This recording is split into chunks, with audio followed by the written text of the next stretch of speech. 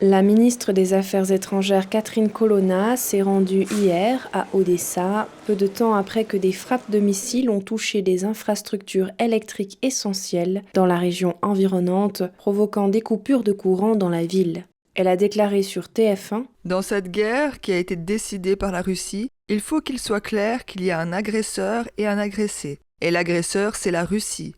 C'est elle qui a choisi d'entrer en guerre et qui depuis bientôt 1 an mène cette guerre, et la mène avec des exactions et des crimes. Ce que nous avons vu ce matin, c'est-à-dire des frappes sur les infrastructures ukrainiennes, ce n'est pas faire la guerre, c'est faire des crimes de guerre. La visite de la première ministre à Odessa vise à envoyer un message à Moscou, à l'heure où les Occidentaux craignent que la Russie, près d'1 an après son invasion de l'Ukraine, ne lance une attaque sur la ville afin de priver l'Ukraine de son principal débouché maritime pour les produits céréaliers.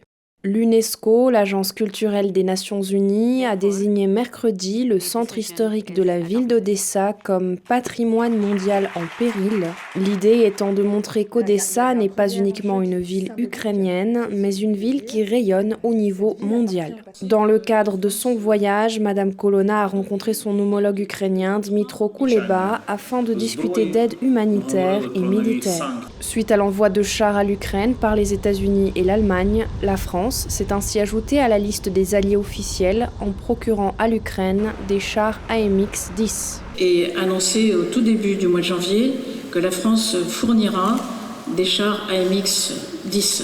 Et je crois pouvoir dire que cette décision a permis d'engager une dynamique positive qui a permis de mener à des décisions prises hier par nos partenaires, décisions que nous appuyons et que nous saluons. La France n'a toutefois pas pris l'engagement d'envoyer des chars Leclerc, faisant valoir que, contrairement aux léopards allemands, qui sont omniprésents dans toute l'Europe, il n'existe qu'environ 200 Leclerc et que ces types de chars ne sont en outre plus produits. Dmytro Kuleba, le ministre ukrainien des Affaires étrangères, a affirmé que les discussions menées avec son homologue avaient sans surprise concerné de nouvelles sanctions à mener contre la Russie. Nous avons parlé de nouvelles fournitures d'armes, nous avons parlé de nouvelles sanctions contre la Russie, en particulier du 10e paquet de sanctions. Nous avons parlé de la mise en œuvre d'une formule de paix par le président Zelensky. Avec la France, nous allons dans tous ces domaines. Il y aura des décisions en faveur de l'Ukraine, de l'Europe et du monde. Laetitia Rodriguez, NTD Actualité.